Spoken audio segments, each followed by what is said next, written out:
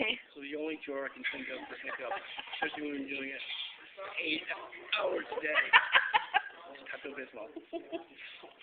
I think that'll work. What about Pepto-Bismol? I would do it now.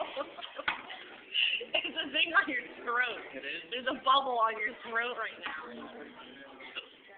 That's what it is? Pepto-Bismol.